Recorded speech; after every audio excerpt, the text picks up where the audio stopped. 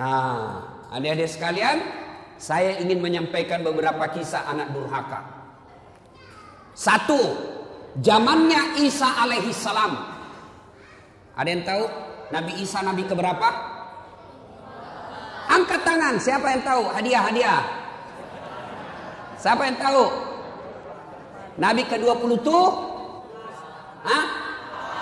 Ah, enggak dapat hadiah kalau berjamaah.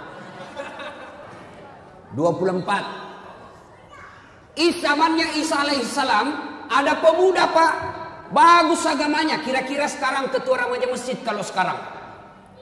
Ibadah saja kerjanya, bagus amalnya, akhlaknya baik. Iblis sentimen. Kalau ada orang yang baik agamanya, bagus akhlaknya, maka iblis kepanasan. Maka iblis menghasut satu kampung. Dia datangilah satu kampung itu. Kau lihat itu, namanya Jurais. Kalau kau biarkan, maka anak muda akan beriman bersama mereka. Akhirnya apa? Rapat ini orang kampung. Saudara-saudara sekalian, bagaimana ini Jurais? Makin hari, makin banyak yang simpati sama dia. Bagaimana caranya dihabisi ini? Ada yang usul, bagaimana kalau kita sogok dia duit? Tidak mempan, dia bukan mata duitan. Bagaimana kalau kita sogok dia jabatan? Tidak mempan, dia tidak gila jabatan. Lalu ada yang urus usul, Jurais kan anak muda. Jadi gimana? Kirim cewek paling kece, kirim cewek paling seksi, bayar dia, suruh goda Jurais. Akhirnya apa? Jurais, apa dosanya Jurais sehingga dihukum Allah? Suatu ketika lagi sholat sunnah, Allahu Akbar, dipanggil sama ibunya, Jurais, Jurais sini kamu. Bingung Jurais, saya sholat atau jawab panggilannya ibuku? Dipanggil kedua kalinya ibunya, Jurais, sini kamu. Jurais tidak menjawab, bingung, saya lanjutkan atau saya sholat? Akhirnya apa? Dipanggil 3 kalinya, Jurais, sini kamu. Tidak menjawab. Ibunya pun tidak tahu kalau Jurais lagi sholat. Marah ibunya lalu bersumpah. Marah ibunya dan bersumpah, ya Allah, setengah mati aku hamilkan. Ibu-ibu masih ingat waktu hamil? Masih ingat? Bu, ale bu, masih ingat waktu hamil? Enak enggak? Oh, itu ibu-ibu hamil Pak, enggak ada enaknya. Jalan setengah mati, duduk setengah mati, tidur sebelah kanan nyamping sesak napas, nyamping kiri poso. Satu saja gayanya kalau sudah hamil, gaya pasrah. Coba, dia bilang ibunya, Jurais, setengah mati ku hamilkan, setengah mati ku lahirkan. Ibu-ibu masih ingat waktu melahirkan? Ada ndak ibu-ibu melahirkan senyum? Ada ibu-ibu melahirkan, keluar kona. Tidak, pasti setengah mati.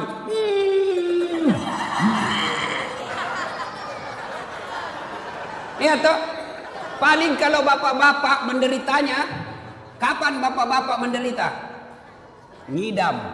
Kalau istrinya ngidam, sampai ada yang tanya sama saya, Ustadz, apa doanya supaya istri berhenti ngidam? Saya bilang, apa ngidamnya istrinya Pak? Dia bilang, nanti dia bisa tidur kalau dia lihat saya duduk di atas lemari. Jadi kalau istrinya mau tidur jam 10, setengah 10 sudah naik suaminya di atas lemari. Saya bilang, berhenti kau nak kasih bodoh-bodoh apa itu?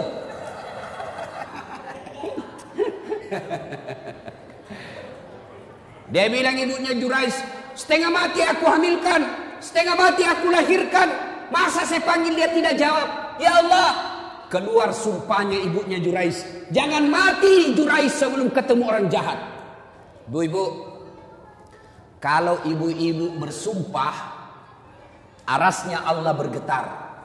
Maka ibu kalau marah sama anaknya, jangan sembarang sumpah. Ini ibu-ibu biasa kalau marah sama anaknya kan keluar sumpah-sumpahnya tidak enak. Kurang ajar, setan. Nabi bilang anaknya, bleh. Masa anaknya dibilangi setan? Kurang ajar, kambing. Jadi ibu kalau marah sama anaknya, boleh marah tapi jangan keluar sumpah yang jelek-jelek. Boleh keras suara tapi sumpahnya yang bagus-bagus. Anak saya kurang ajar betul. Mudah-mudahan kau jadi ustadz seperti Dasat Latif. Boleh sumpah seperti itu. Mudah-mudahan kau jadi dokter yang soleh. Sumpah seperti itu. Jangan sumpah yang tidak enak. Kurang ajar. Mudah-mudahan tak tabrak kau beca. Betul lah beca.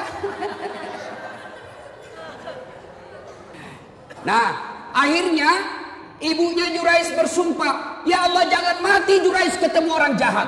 Arasnya Allah bergetar, dikabulkan. Akhirnya apa? Jurais difitnah, dikirimi cewek. Jurais dalam masjid, ini cewek datang, dia goda Jurais. Jurais, ayo kita main. Kata Jurais, haram. Gratis, haram. Gratis, haram. Tidak seperti anak Indonesia, haram, gratis. Ayo Pak Dek.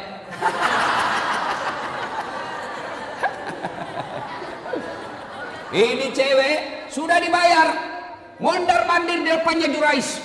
Dia pegang pipinya Jurais, dia pegang dadanya Jurais, dia buka bajunya. Jurais mantap, astagfirullah. Dia tutup matanya, astagfirullah, astagfirullah, astagfirullah. Kalau orang di Indonesia, astagfirullah, astagfirullah. Mulutnya istighfar tapi matanya melotot, astagfirullah, astagfirullah. Akhirnya ini perempuan gagal menggoda Jurais. Semakin dia menarik-narik telanjang, Jurais tunduk, tidak tergoda. Ini perempuan malu, sudah telanjang tidak dilayani, sudah dikasih duit tidak berhasil. Akhirnya apa? Dia pergi berzina dengan pengembala kambing. Setelah berzina di pengembala kambing, hamil. Tabrakan antara cowok dengan cewek. Dek, kalau mobil tabrakan, wah! Mobil sama mobil penyok, penyoknya lari ke dalam. Kalau cewek sama cowok tabrakan, wah!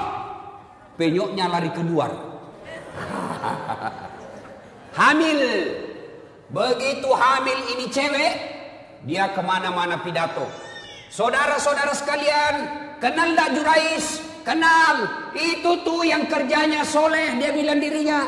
Yang kerjanya ibadah saja, pembohong. Nih perut saya hamil gara-gara dia. Difitnah Jurais. Kemana-mana dia pidato, saya hamil, Jurais yang hamili saya. Akhirnya satu kampung mulai marah. Hah? Jurais ternyata pencitraan. Jurais ternyata pembohong, pura-pura alim, mau pilpres datang-datang pesantren, sudah dipilih dibohongi kita. Marah. Akhirnya Jurais dilempar sampai kena pipinya, berdarah pipinya, jatuh giginya. Kata Jurais, demi Allah bukan saya. Bohong, lempar lagi, bukan saya. Demi Allah bukan saya. Akhirnya begini, kata Jurais begini, bos, biar saya bilang tidak, kau juga tidak percaya. Kau tuduh saya tidak mau terima. Jadi bagaimana? Kita tunggu sampai lahir ini anak, kita tanya siapa bapaknya. Ringkas kisah, lahir anak ini. Begitu lahir, masih merah, masih orok, dipencet pusatnya sama Jurais. Ya fulan, anak, ngomong kau siapa bapakmu? Demi Allah siapa bapakmu? Dengan izin Allah ngomong ini bayi. Apa dia bilang? Bapakku bukan Jurais, bapakku pengembala kambing di tetangga desa.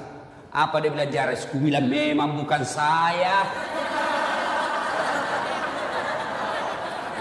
Apa mi? Jatuh gigiku ini, ganti kok. Ini robek-robek. Ganti gigi saya. Akhirnya Jurais bebas dari tuduhan itu. Coba adik-adik sekalian. Jurais, pemuda yang taat beribadah, dihukum oleh Allah gara-gara apa? Ibunya lagi memanggil dan ibunya pun tidak tahu anaknya lagi sholat. Itulah sebabnya ada 11 kewajiban anak kepada orang tua. Satu di antaranya adalah menjawab panggilannya. Ustaz, bagaimana kalau kita lagi sholat Ustaz, dipanggil sama ibu? Maka kalau dia laki-laki, misal, baco. Orang Bugis itu kalau anak laki-laki, baco. Kalau perempuan, ece. Banyak orang Bugis di sini? Banyak? Jago ini orang Bugis Pak. Kemana-mana saya ketemu orang Bugis. Saya ke Pulau Kijang, banyak orang Bugis. Saya ke Guntung, banyak juga orang Bugis. Saya pergi pelosok Kalimantan Timur, ketemu banyak juga orang Bugis.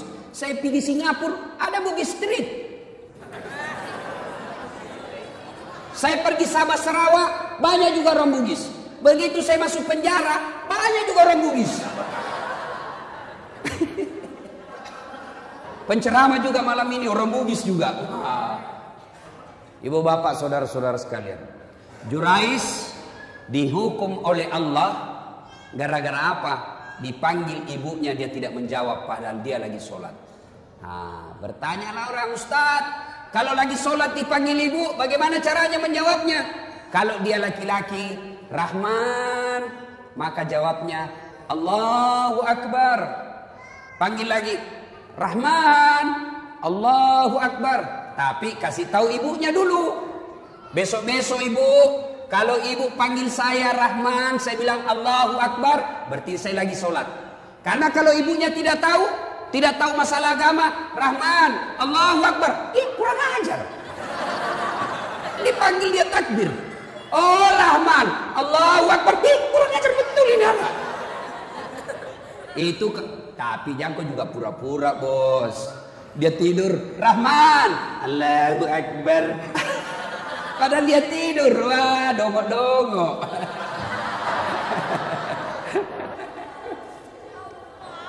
Itu kalau laki-laki. Bagaimana kalau perempuan? Kalau perempuan, karena suaranya adalah aurat, maka perempuan tidak boleh mengatakan Allahu Akbar. Ini ada adik cewek, ada santri di sini, santriwati. Ada. Kenapa perempuan suaranya aurat? Karena kadangkala suara perempuan memang mendayu-dayu, membuat laki-laki bernafsu. Halo? Iya bang. Itu kan langsung bernafsu orang. Mana ya bang? Maka supaya kalian tidak bernafsu laki-laki, tegaslah engkau menjawab telepon. Halo? Ya, kenapa? Mundur itu laki-laki. Halo bang. Beleng-beleng.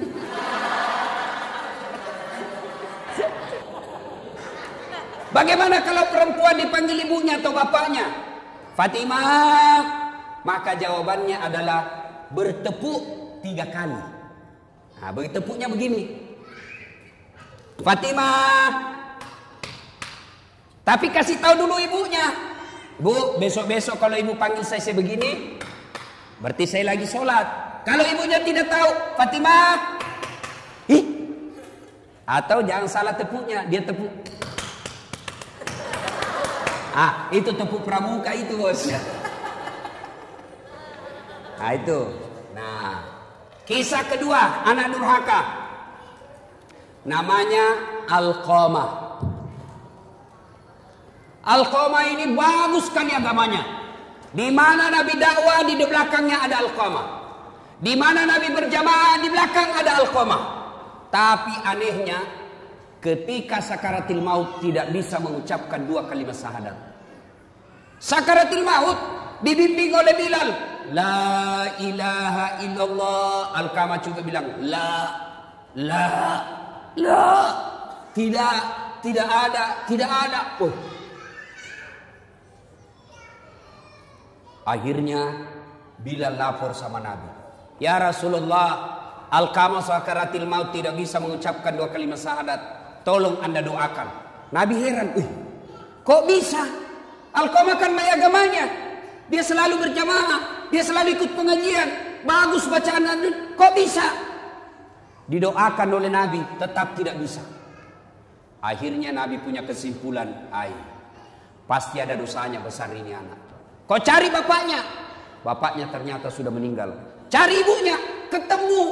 Bilal berkata, Bu, mohon maaf. Anak ibu si Alqamah sakaratil maut tidak bisa syahadat. Mungkin ada dosanya sama ibu. Apa kata ibunya? Dia dapat sudah itu. Kurang ngajar itu anak. setengah mati aku lahirkan, setengah mati aku hamilkan, setengah mati aku susui, setengah mati aku besarkan. Setelah ada istrinya, lebih sayang istrinya daripada saya. Maksudnya apa ibu? Pernah suatu ketika saya datang ke rumahnya, karena lama saya tidak pernah ketemu, dia lama tidak datang ke rumah saya, aku rindu kepada anakku, maka aku yang datang ke rumahnya. Ketika saya mau datang ke rumahnya, sebelum saya buka pintu pagarnya, belum saya masuk pintu rumahnya, saya dengar dia berkata kepada istrinya, "Bu, datang ibu, sembunyi cepat itu kacang." Didengar sama ibunya, nangis ibunya, tidak jadi masuk kembali ke rumah. Disampaikanlah kejadian ini kepada Nabi. Nabi lalu bersabda, "Waduh, malopo dosa anal kau. Dek nana salama ya tuan nanai, macilakan." Katanya, besar dosanya di Alkoma, tidak selamat dia. Panggil ibunya, panggil ibunya. Atau saya yang datang sama dia. Panggil ibunya datang. Nabi bersabda, "Bu, lihat anaknya. Dia tidak bisa syahadat. Tidak selamat kalau tidak dimaafkan sama ibu." Dia bilang ibunya, "Biar saja, dia rasa supaya kurang ngajar itu anak." Kata Nabi, "Bu, kalau begitu lebih baik saya bakar api dunia daripada apinya neraka yang bakar. Karena kalau api dunia masih ringan dibanding api neraka." Adik-adik, api itu ada 3-4 tingkatan. Bapak-bapak, ada yang tahu berapa tingkatan api? Berapa dek? 4. Api tingkatan pertama warnanya merah. Itu warnanya perokok. Ada perokok di sini? Ada? Berhentilah merokok, Pak. Bapak kalau merokok itu sama membunuh orang Palestina. Itu biasa orang perokok kan seperti kayak beleng-beleng. Ini aja kerjanya. Itu aja dikerja. Sekali-kali usap. Isap punya. Jangan dibuang, bos. Kok kasih rugi kita? Baru-baru meninggal istrinya Indro. Warkop. DKI apa itu? Yang bukan lucu-lucu itu? Warkop DKI. Indro meninggal istrinya. Gara-gara apa? Kena kanker paru. Gara-gara apa? Karena suaminya selalu merokok. Istrinya kena kanker karena selalu mengisap asap rokok. Apa ini merokok? Berhenti merokok, Pak. Jangan marah ya. Bapak kalau marah terserah. Saya sudah mau pulang besok. Berhentilah merokok. Ini bapak-bapak anaknya dilarang merokok. Awas kalau kau merokok. Awas, awas, awas. Saya tempelin kau kalau saya dapat kau merokok. 10 menit dia bilang, "Pi kau belikan saya rokok nak." Maksud lo? Ada juga ustadz di sini merokok. Ada ustadz. Kalau ada ustadz merokok, ustadz beleng-beleng. Masa anak santri dilarang merokok baru dia merokok di depan santri? Tidak boleh, Pak. Bapak tahu enggak siapa yang punya pabrik rokok? Pabrik rokok sekarang yang punya, Pak, orang Yahudi yang ada di Indonesia. Berarti Bapak kalau beli rokok sumbang orang Yahudi, tembaki orang Palestina. Berhentilah merokok. "Ustaz, saya tidak bisa berhenti, Ustaz." "Kenapa?" "Nggak jalan otakku." Bale-bale. Buktinya Ramadan jalan di otak tak. Berhentilah merokok. Niat berhenti merokok mulai malam ini. Pembeli rokok tabung pergi umroh bersama Ustaz Dasar. Itu lebih utama. Atau kasih anak kita untuk sekolah pendidikan. Belikan dia buku yang baik daripada rokok dibakar. Ya, tapi dia bilang mahasiswaku, "Ustaz, rokok tidak merusak." Sembarang kau bilang. "Tidak merusak, Ustaz." Sembarang kau bilang. Yang penting rokok tidak ketemu api. Ayalah, kalau rokok tidak ketemu api ya memang tidak merusak. Nah, ibu bapak saudara-saudara sekalian, akhirnya tingkatan pertama warnanya merah. Tingkatan kedua dibakar 1000 tahun warnanya biru seperti kompor gas. Bakar 1000 tahun warnanya menjadi putih seperti tempat-tempat itu pembukaan timah. Pabrik-pabrik tambang, itu warnanya putih apinya sehingga tidak kelihatan kalau dia disemprot. Bakar 1000 tahun, inilah apinya neraka, warnanya hitam. Kata Nabi, lebih baik saya bakar api dunia daripada apinya neraka. Ibunya katakan, "Silahkan." Nabi perintah, kumpulkan kayu. Kumpul kayu, nyala besar. Lalu Nabi tanya ibunya, ibu betul tidak memaafkan anaknya? Betul ya Rasul. Kalau begitu angkat. Kata Nabi, angkat, lempar masuk ke bara api. Begitu mau dilempar masuk ke api, ibunya berteriak, tahan, tahan. Ya Rasulullah, jangan kau bakar anakku. Memang dia kurang ajar, memang durhaka. Tapi kedurhakaannya, kurang ajarnya tidak ada artinya ketimbang penderitaan saya menghamilkan dia 9 bulan dalam perut saya. Saya lahirkan hidup dan mati. Demi Allah, saya maafkan anakku ya Rasul. Jangan kau bakar dia. Nabi tanya, betul ibu maafkan anaknya? Betul ya Rasul. Akhirnya Nabi katakan, letakkan dia. Lalu diletakkan dengan bersusah payah. Akhirnya Alqamah mengucapkan, La ilaha illallah Muhammadar Rasulullah. Meninggal. Alqamah hidup pada zaman Nabi. Baik agamanya. Tapi menghadapi sakaratul maut dengan tersiksa. Gara-gara apa? Durhaka sama ibunya. Nah, adik-adik sekalian, kalau durhaka sama orang tua, biar hafal Quran, tidak ada bukti utamanya. Tapi saya yakinnya, ini adik-adik semua nih yang hadir di sini, saya yakin masuk hafal Quran salah satu tujuannya karena ingin membahagiakan orang tua. Ya kan? Ya adek ya? Adik-adik sekalian, hafal Quran sudah dapat pahala.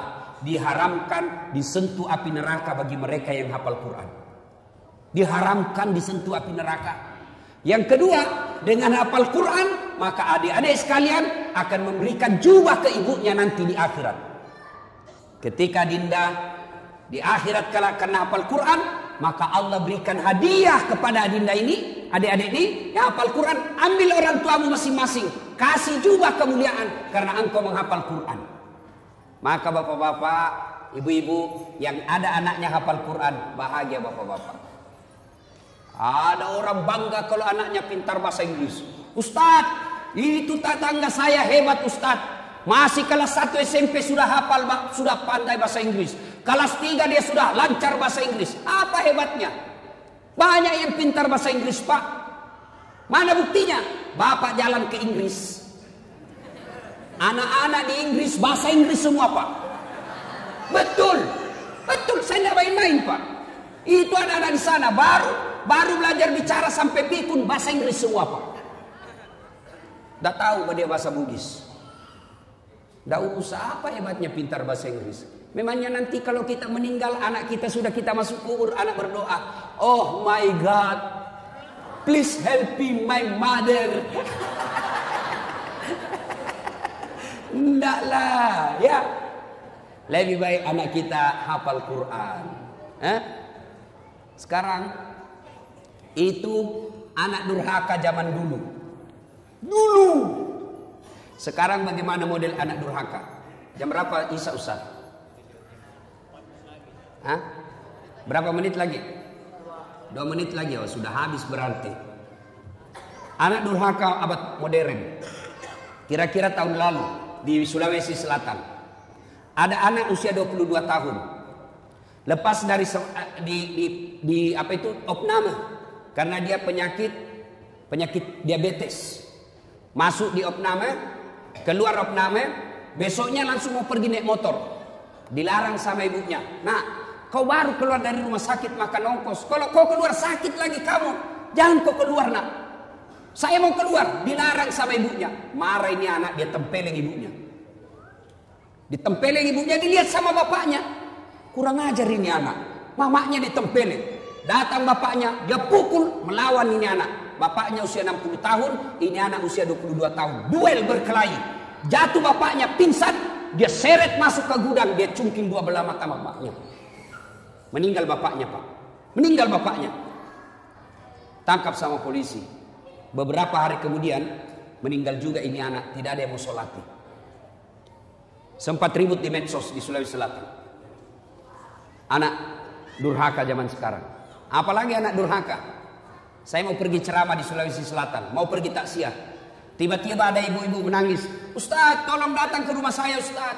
Nangis, Ustaz, tolong bantu saya. Kenapa ibu? Tenangkan bu, tarik nafas. Tenang ibu. Meninggal suamiku, Ustaz. Tolong datang ke rumah, saya tidak tahu urus bagaimana cara. Saya bilang bagaimana? Mana semua anak-anaknya? Anakku sibuk semua Ustaz. Saya datanglah ke rumah itu. Begitu saya datang di rumahnya, saya bilang, Bu, mana nomor teleponnya anaknya? Saya minta nomor telepon anaknya, lalu saya teleponlah anaknya yang pengusaha di Samarinda. Orang kaya di Kalimantan. Tabe, daeng, meninggal bapaknya. Apa kata bapaknya? Daeng, ada berita duka, meninggal bapaknya di Makassar. Apa kata anaknya? Oh, sudah lama memang sakit itu bapakku, Ustaz.